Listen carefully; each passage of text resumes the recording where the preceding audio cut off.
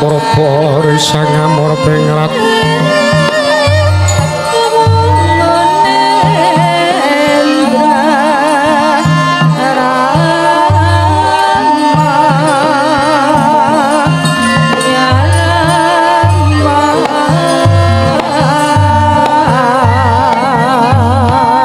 mering sahanan ingkang merengkanan sieng tasih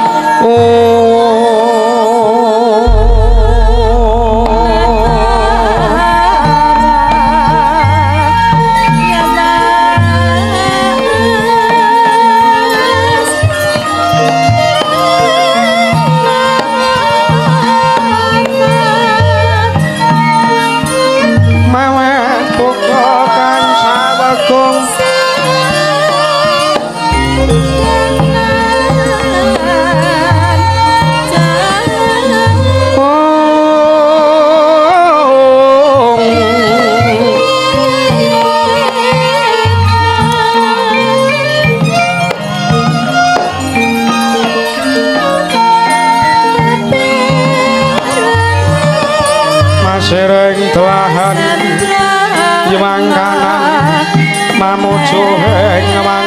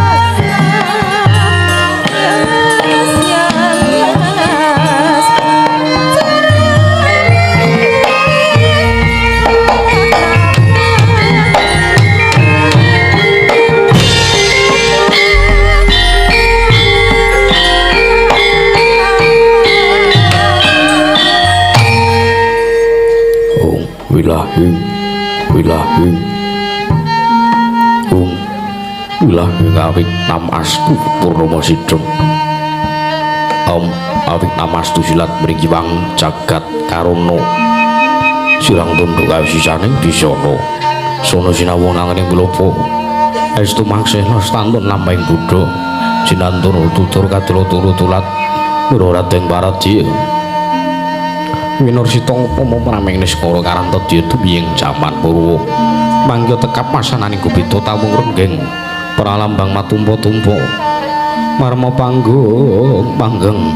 panggunggung sang Rwengkata sekebiar dumadining wayang Purwa purwakaning kandha linarik runtuting basa deke kurung kemusurasa yen narasaya karaos mlacar wangrasa mani uluhing giri rasa rumangsang rumangsani lirjal wangi lokaca jare wis lakup saing pagliran kula becik wis gemelar sejatine pamriksane pagelaran dinggit Purwa Surya Candra Ndaru Hyang Kartika wis kunur putra teng kawasa sahari ratri anggitri bawana prateking dosina gulir kewanti teman dadi petanganing dina sasi warsi windu kang sarta labat pedhung lan pangkartu mangker kaya sini rambun kaya jawah pating krembyah dadi padhange kutu-kutu alang atoga brana miyang Brantaya dadi pranantan pawicalan padhang trawan sinari Sang Hyang Retnawi ingkang arsa merbawani jagat ungguing jagat wetan tumunggup ungguing kalingan pirabang mengangah lamun kaiksaya andilan-dilata bumi saya dangu sumup Sang Hyang Araku kados meblak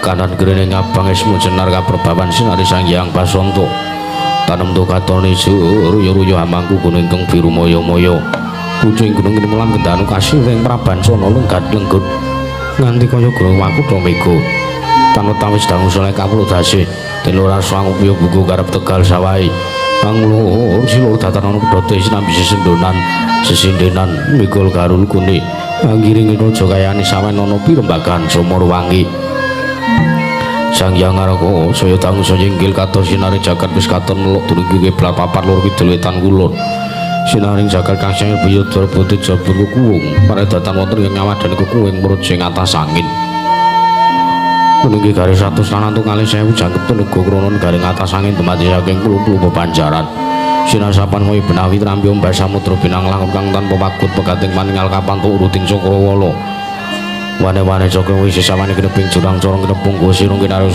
beksi lawet lan sarang burung wonten ugi pasisiran tersasun jembar kebekaning pasir gumulari garis pinggir tanem tuah ngrembuyuk ruyu-ruyu karang kitri ruyu-ruyu kromo bumi subur pasitan mawur sabda nandur kartu mangkar kawuryan dadi gunung-gunung bebancana sang langit lenggak-lenggok ambet mimijil saking sendang-sendang mening tertani iline pinoro para plaine tenami maduk bendung-bendung kinarya ing ini sawah nang pategalaning Narakesma pategalaning Gopala Wijeng kang ngrembuyuk godhongane ambyek wae nganti kaya mangong-mangong wit-witane najatun negari ngatas angin anenggih ateking negari ing latah sabrang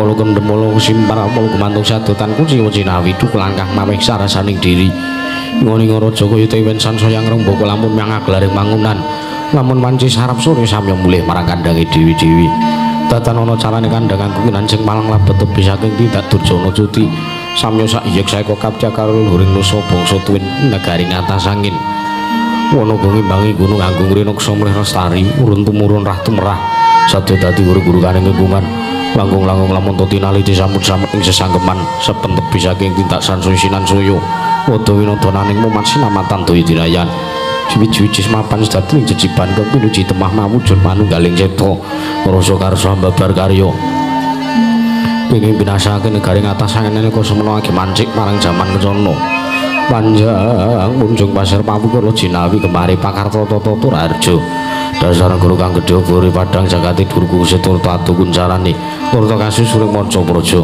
lah jenanta wau ingkang asta pusaring maja negari ngatas angin ingkang sampun kepareng lenggah sinemukaning madaring dampar kencana semek babut permadani anggih tumikata wernanira menawi ratu menang jejuluk anggih jejuluk Sang Nata Prabu Merak Kesimpir ya Sang Nata Prabu Ataswara Nalendra Gong Pinatara dasar ya pasurana bagus nanging dereng amengku suwijining prameswari nyanding kalengganipun Prabu Merak Kesimpir ane madaning negari ngatas angin pinayang bayang saking para hapsara hapsari kafsing apa bandir sagem kang sami-sami yayah roping samudring dedaratan datan kantung wiswanipun Sang Hyang Wanung tetungguling praja negari ngatas angin miwah sang hyang para kadang miwah abdi kinasih abdi dalem kraton negari ngatas angin anenggih menika Tamrananira patih negari ngatas angin anenggih menika Tamrananira patih Wasisa Praja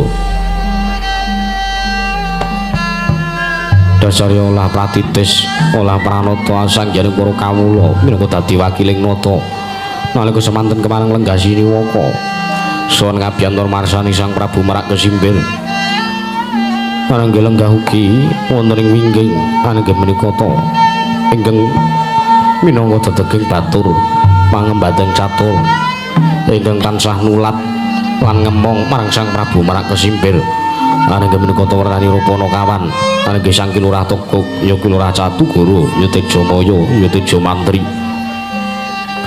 mewah Kilurah Bilung ya Kilurah Sarawita barandring mangke para nayaka praja samya ganteng pasisiran jejel rapet-rapet pipit prasesa tatupan denggul datan poselo labet sakathing marose benjawi ambutek ndiro rontek umbul-umbul kitrangan danu kaya monto ing mangsa labu payung mangkar mendi jamur barat ing mangsa rendeng tumbah ngrangam kowe jati ngaran mangsa katiga panjenengan tidom sinem madaring pasewakan negari ngatas angin dan godhongan datan nungkung obah samirana datan mampah kabar sumangsa araning pradangga miwah panglik ing Paranggana sigra amurwani pangandikan datuku mangguling wijining pangandika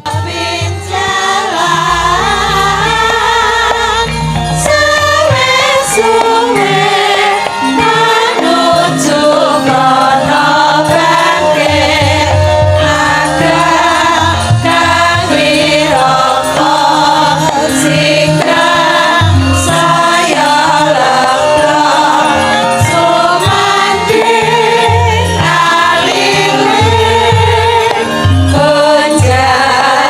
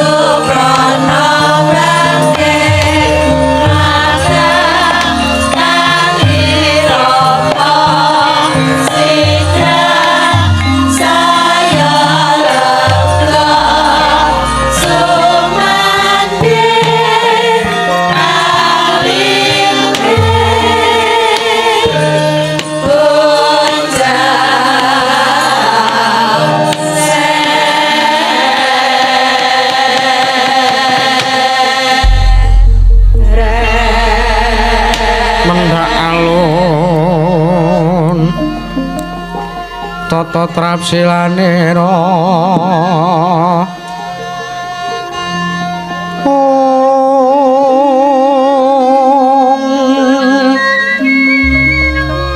ngecomaken astanira kalih astanira kalih pisan yen ngandika magawe pranta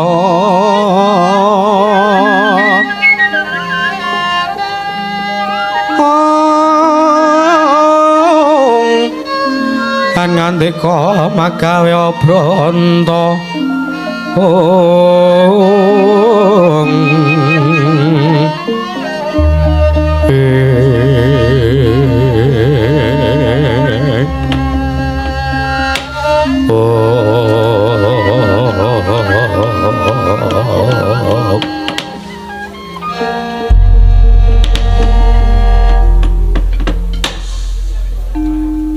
Dedyan Kala Rudra Mas Patih Raja Dewaku anakku nggih Cahayu Ataswati sawetara kowe ngadhep ngersane bapakmu lah kok ora kaya adat sabene Ataswati Cahayu eneng apa matura karo bapakmu aja tungkul ndingkleng nek njen arep dintekke kokoe dintekke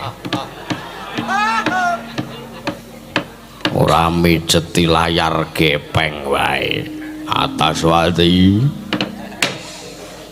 iya Rama sawetara aku ngadhep ana ngersaning Rama Begawan Gembung tanpa sirah sing gedhe pangapuramu ya Rama iki kok kotahe oyak kok apa gemah iki wis meneng wae ana wong liwat Iderjog tak kira nek skala Richter tuh senengane aja ngasi mban wonten Jawa do meneng dhisik kuwi kan meneng ngerti ra aku mung melu-melu kowe ya Ataswati Cahayu eneng apa nggih anakku aja duweni pasemon sing kaya ngono karo bapakmu ayo cerita karo bapakmu nggih Ataswati Cahayu anakku Rama aku ki jane gur bingung kepiye merga telung bengi kepungkur aku ngipi ketemu karo wong lenang bagus ora jamak mongko kulite yo putih lencer kuning awakane pasoryane bagus keduga iso ngrubuhke beteng jiwane anakmu Ataswati aku bingung Rama lho gosek to kowe iki seprana seprene dadi anakku lagi pisan iki nembung rabi merga pancen nggonku ngajari karo anak-anake Begawan Gembung tanpa sirahku ya aja nganti sing rabi merga watak ing wiku ya brahmana kuwi ora kena sesenggulan karo wanita kena ngapa to sababe dene aku ngangkat kowe minangka anakku ya mergane aku kepengin ana siji wae sing ngabekti karo aku wekasan kuwi kang dadekke srana swarganing wong tuwa Ataswati lagi pisan iki bapakmu krungu kowe nembung jaluk rabi Rama teka paduka sampun presa kalawan ingkang kula pekajengaken. Reti wae. Sapa ayu wong lenang ngendi satriya ngendi sing kudu tak gayu. Matura Cahayu, matura karo aku. Inggih mboten sanes. Naminipun Raden Prabu Kusuma. Cirine kepiye? Inggih mawi gelung. Lajeng piyambakipun dipun dherekaken menungsa sing bentuke mboten limrah. Lho, menungsa sing bentuke ora lumrah. Iya Rama. Sapa? Mbuh aku dhewe ra weruh. Lho, sapa? Wi bangsane apa? SCP apa-apa? Kuwi iki apa lho senengane kok? Jenenge Raden Prabu Kusuma. Iya. Ditutke menungsa sing wujudane beda karo menungsa liyane. Iya. Cacahe 4. wae. Kayake Panakawan. Kok ngerti? Yo ngerti wae. Wong kuwi wong kondhang arep wujude kaya ngono wong kuwi wong tekan ngendi-endi jenenge yo. Engko tak gayuhke mergo aku ngerti nadyan to aku sepisan bae urung tau nglakoni sing jenenge tresna. Ning tresna kuwi abote kaya wong nyangga bumi luwung entrengke patine tinimbang kelangan tresnane. Kok yo tanggap banget sih. Tanggap wae. Bapakmu peka. Iya. Wis engko tak gayuhke. Wayang iki nek akeh seneng ngono kuwi lho, Dik. Heeh, Mbak Yu. Ora kaya kowe dhisik kok njur nguyak-uyak mentel karo wong linang. Ya ben. Nyatane ya seprene gelem. Lah nek aku mono wae gampang. Ngapa? Bojoku yangger wayangan kira-kira cedhak aku nyusul. Terus tak etungi siji.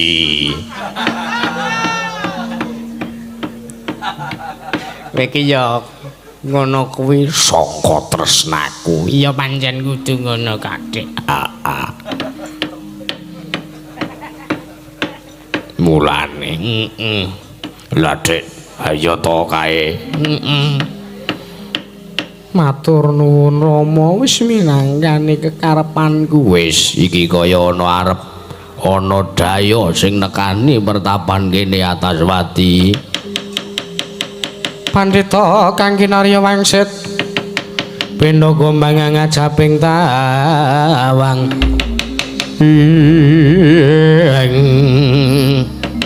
Susu angin ngendi nggone mianggali ing kangkung baksi mebar.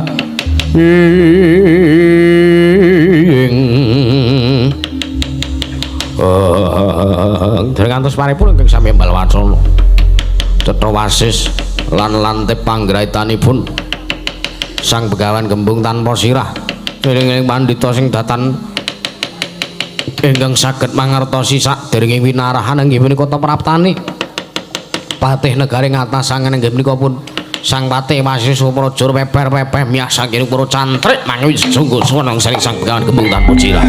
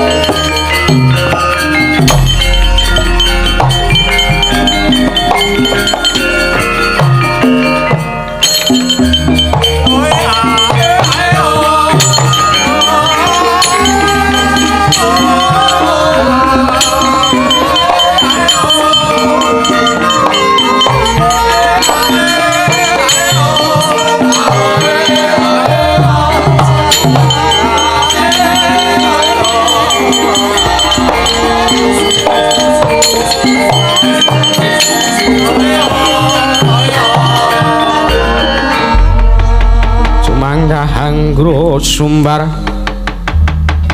Malindo bumi gonjeng Malutuk guntur katuk Omop sang joloni di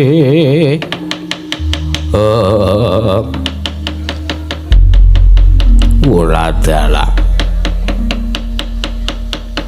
Ora pangling kowe patih Wasisa Praja. Iya. Leres. Anu leser. Berban. Kula sowan wonten kersa paduka menika nedya nggadahi wigatos. Kowe pati anakku merak kesimpir ning atas angin. Nggih. Pancen leser anu leres. Iki sapa Kak? Bengak-bengak. Wah, mbok cingak anu mbok sange. Aku mban kaya cangek cingak. Sepisan kula atur bekti marang Ngersa Sang Pinandita Begawan Gembung tanpa sirah. Iya Patih Wasisa Praja kepiye kabare anakku? Merak kesimpir ya atas swara. Pangestunipun sehat. Waras tentrem jasing bagya mulya iki namung wonten wigatos ingkang kedah kawula aturaken marang Ngersa Jengandika. Ana wigati apa teka kowe sowan mrene? Monggo wis suwe banget ora ketemu. Atas swara ya merak kesimpir wis suwe ora ketemu karo bapakne ya wong tuane.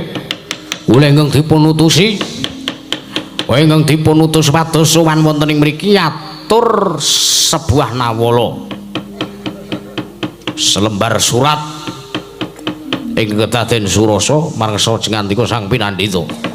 Nawala apa pun cekak aoske mawon ni kula caoske.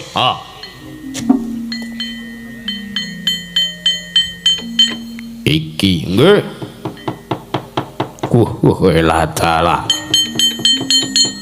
Iki nawalane pun diwaos mawon Beban.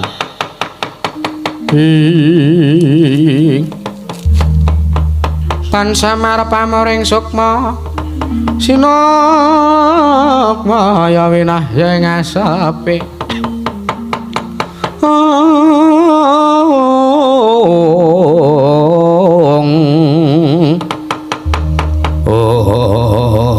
dadi obro markata sabdal gembung tanpa sirah. Ladala.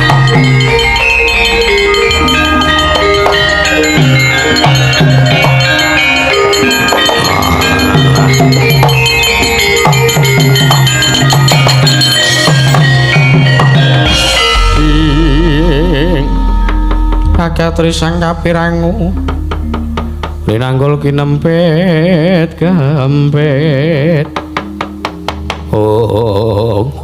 Ladala. Titian kula Rudra Mas Patih Raja Dewaku Patih. Wonten dawuh Beban. Kowe ngerti apa ora? Isining nawala iki mau mboten tak takon. Pripun? Sakjroning kowe lumaku saka praja ngatas angin. Tekan pertapan iki kowe nyuwek utawa mbukak sartane nyurasa isine nawala iki apa ora? Mboten. Yen ngono kowe ora ngerti isining nawala iki, leres. 100% mboten mangertosi. Bagus yen ngono pancen kowe nayaka sing pancen ngabekti karo Ratu Gustimu. Oh, tentu. Kula niku ngoten niku kula. Saiki tak takon apa Ratu Gustimu ya anakku merak kesimpir menggalih luwih dhisik bab isining nawala iki mau. Lho, lha kirangan kula ora diomongi kok. Lah napa to isine? Isine nawala kowe teka mrene kon boyong Dewi Sri ya Betari Sri ya dewaning buga sing dene iki mapan ning pertapan mring cendani. Ngerti yo Patih Wasisa Praja. Anakku kuwi derajate menungsa, Betari Sri kuwi wujuding dewa. Derajating dewa Jawata apa ana lumrahe. menungso arep rabi arep gayuh lawan widodari mungkin mawon nyatane kula pikantuk widodari saking sawit lambene yakin niku kowe mikir ora kowe diomongi ora karo anakku merak kesimbir Jojo muntap lir kinentap duka yayasinipi netra kocak ngondara andir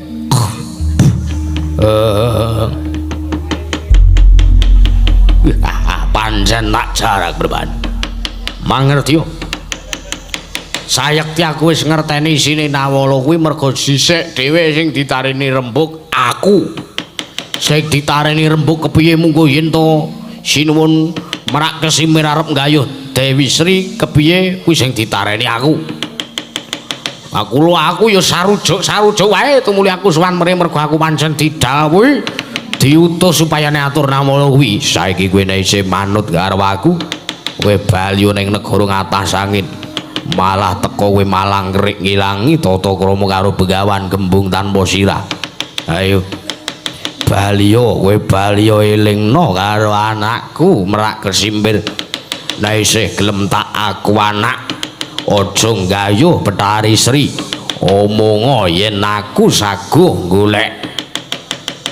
goleke ijol wong wedok liyane Betari Sri nadyan to wae widodari 1000 tak gayuhke ning aja Betari Sri wo yo ditenono ning ora bakal segampang kuwi diteno tutup ning kene papare wong neter kadigdayan aglandang metu njaba dadimu enteni ning alun-alun pertapan ning pring cendane ayo mati dening aku se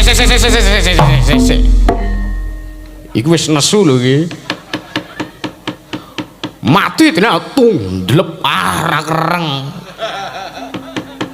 sing kreng mati dening aku ayo metu njaba lho kae kelakon mati dening aku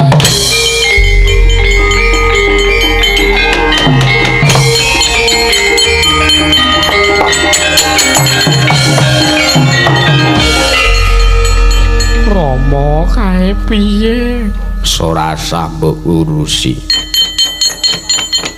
perkara kae aku sing ngurusane tak urusane wae kowe rasah ngurusi kowe tunggu kanan pertapan mring cendani kene Cahayu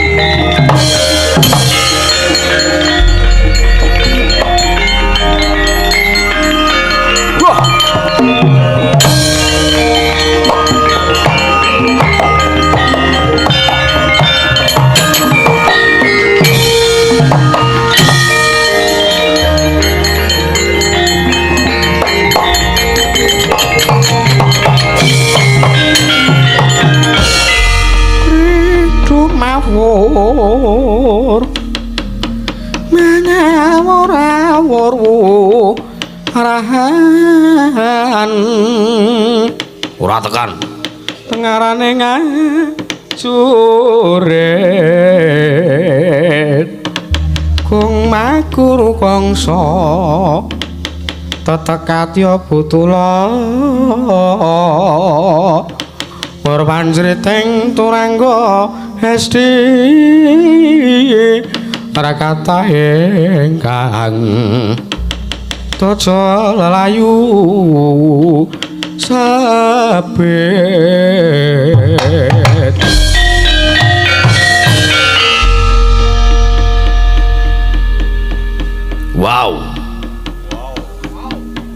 Wow dengkulmu kuwi ta. Sapa iki?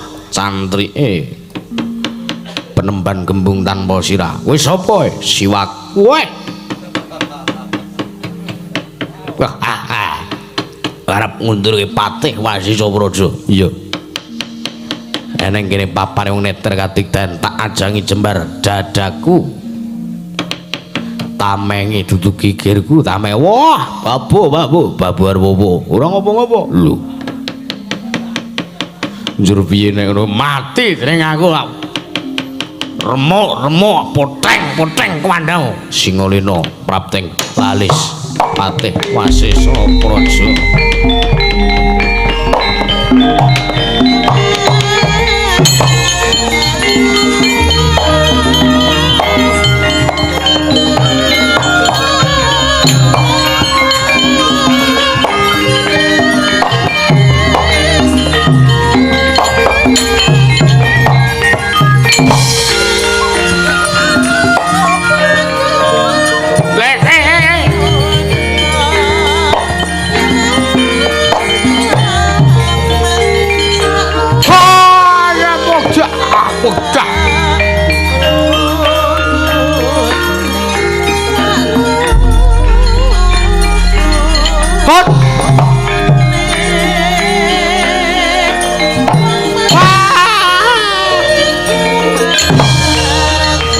Wah, setan.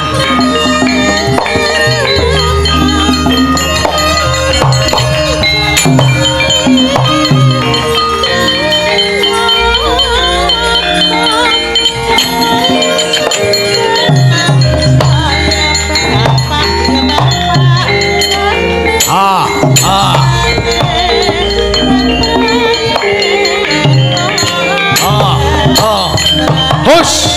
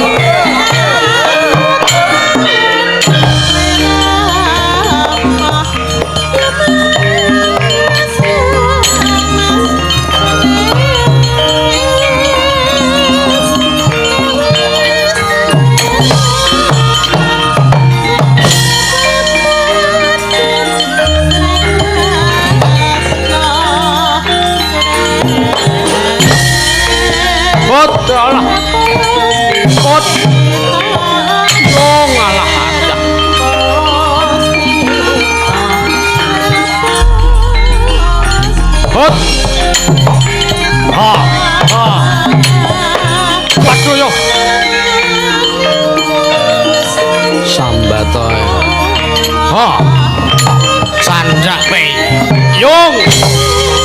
Lah.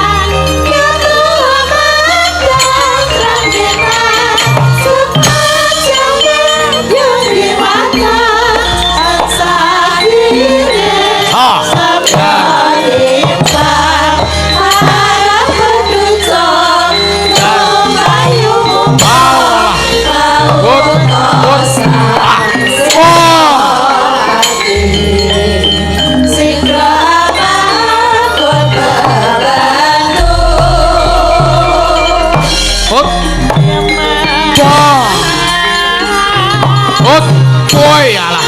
Oh alah. Hei alah. Oh ya. Waduh ya waut. Woi ah. Hei alah.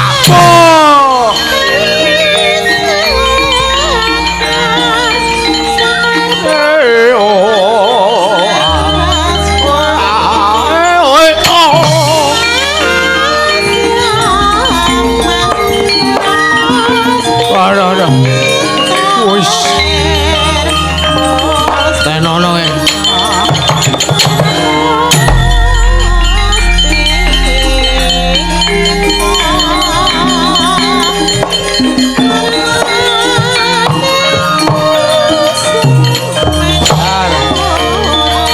Har.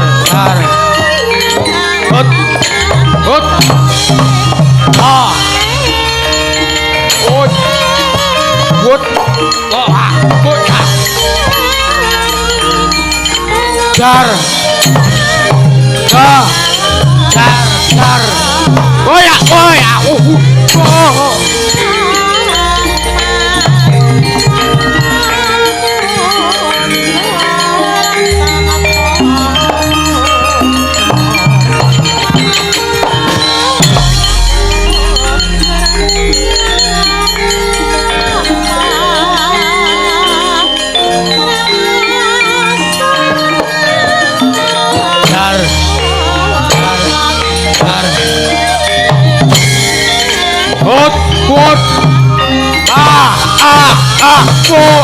Oi.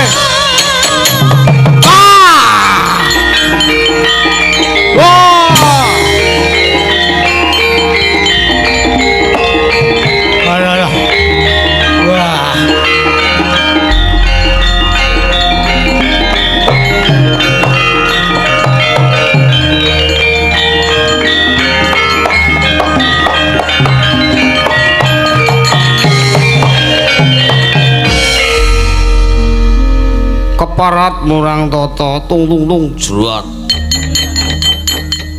Iblis kowe. Cantrike begawan gembung tanpa sirah.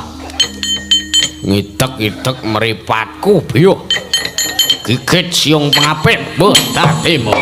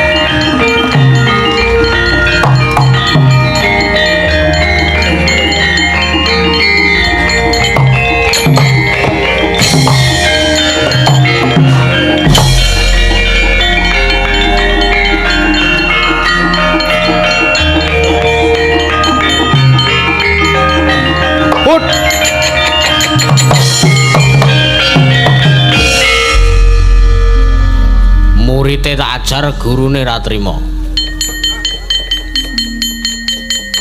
Guru apa kowe? Guru lagu.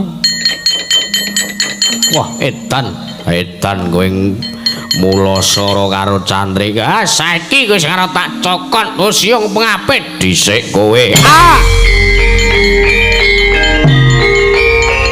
Oh! Oh! Oh! Oh!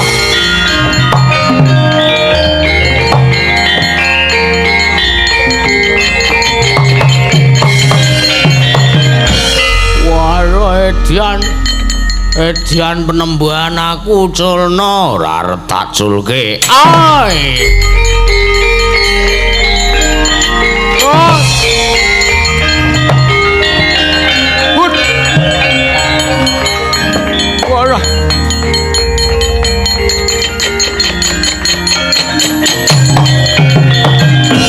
Wah. Aku culno. Wis bola-bali gawe perkara. Merak kesimpir yo anakku atas swara kae. Wiwit cilik tak gedhekke. Sapa ngentut kae mau? Wiwit cilik tak gedhekke ra reti lelabuhane wong tuwa kowe bali yo. Wah, edan ya aku tak bali. Ora gelem bali. Ora gelem ngomong karo anakku atas swara kon menging gayo Dewi Sri aja takon dosa ijole kuping wah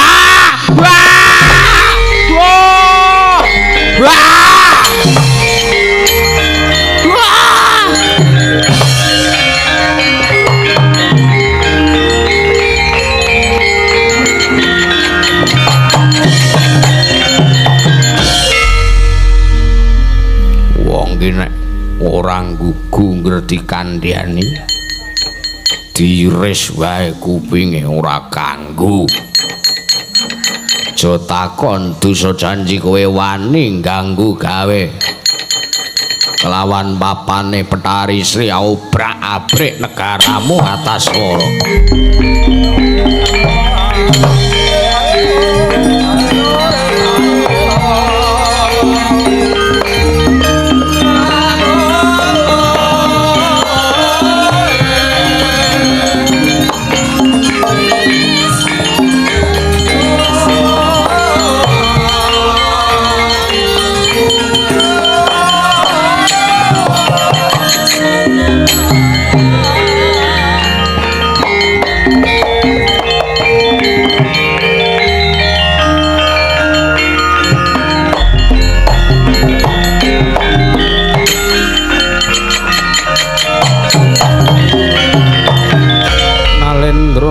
Marama sing sang katriga mulung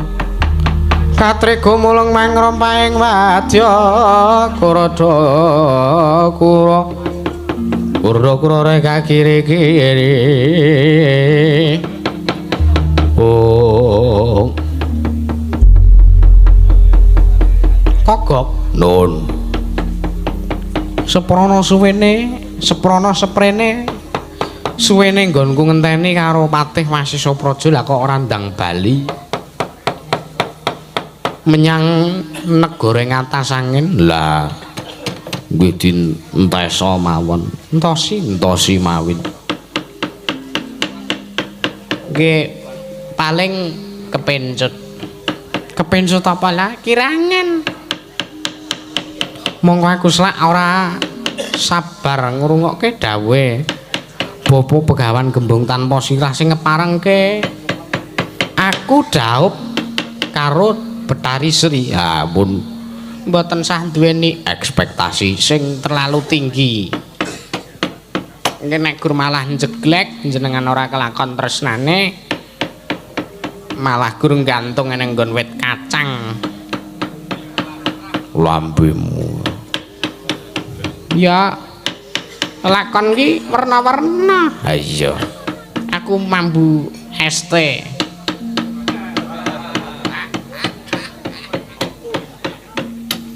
Lek warisa. Ha iya. Ambune jan seger. Iya. Ngambu karo ngemplok sega wis kaya madang nganggo lawuh iwak. Iya.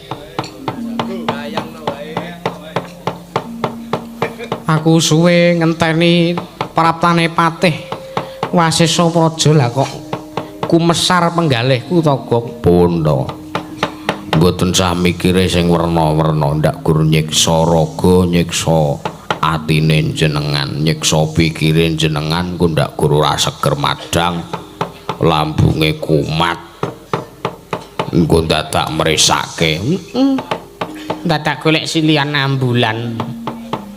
Wis kuwi ngono ora ngono kuwi karo Ratu Gusti. Lah kandhane ngeyel. Tune nek rumangsaku iki Betari Sri iki ra tek ayu lho, Den. Rumangsaku lho niki rumangsaku. Wong kula sing wis tau turut kayangan Betari Sri iki nyadik. Yo ora kok Betari Sri ki ayu kok kowe iki senane. Isih ayu wong omah. Kowe iki senengane ora? Wong omah sing ngendi? Kae lho. Lah nek kowe kan kowe bejo tenan kok bojomu kaya ngono kowe. Ya meng to kapake ngasih kaya ngono ki. Ora to kapak-kapake kok. Lah kok ben dina rutin ben sasi rutin cek lambemu. Bojomu ya saya lemu ngono Kak. Lah yo seneng atine kok.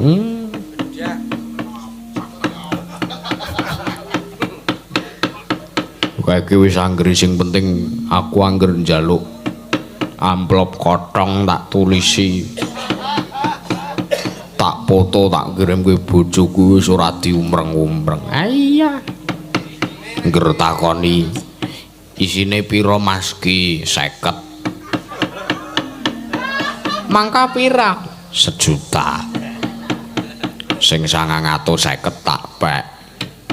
Tak nggo depo. Hus. Lambemu.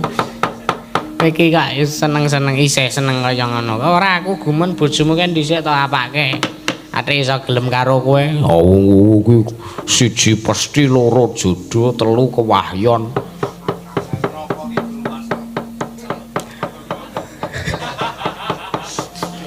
Janaka Wanda rungkat kok. Kok sik kae kok ana bleduk mangampak-ampak kae. Kae ana wong mlayu, sik engko gek-gek kae Patih Wasisa Praja mbon dintosi mriki.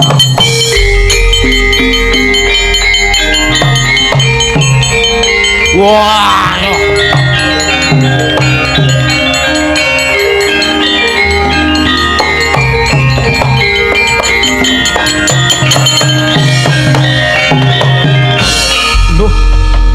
Patih Wasisa Praja ya aduh nggih ketiwasan sinuwun. Ketiwasan lho kepiye?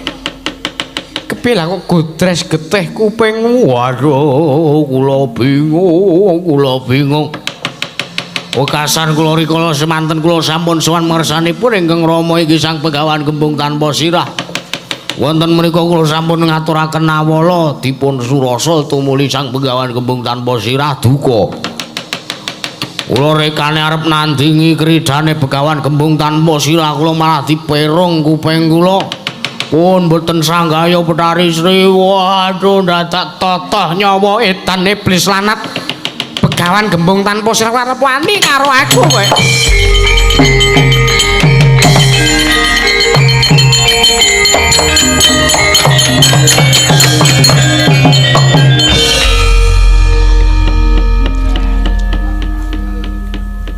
Eman tali lho Gok, urung tuku serep. Enene kuwi ning Shopee. Ngombemu wong. Duka kae Wis genah. Iki piye iki abdine kok? Lah kowe barang Aku mono. Sing penting duwite. Perkara ngabekti rorane lak pikir keri.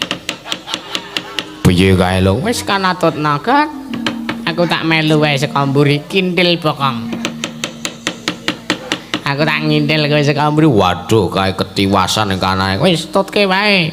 Iringane apa? Irine serati beran. Pak mut ndasmu lho. Muten nek sedeng.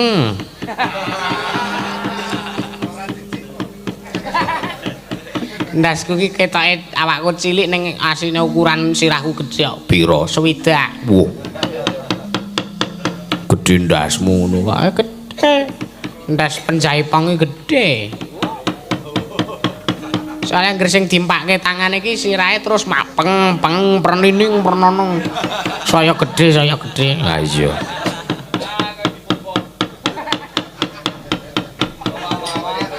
Lah iya. Sing penting pesenku ya, Gak. Apa? Aja ngasih udutmu ke sabotase meneh. Ora. Sesuk tak sangu asbak dhewe. Wae ditutke malah omongan dhewe-dhewe wah reti kupinge lara malah kaya ngono. Ayo. Ayo. Nah. Wop.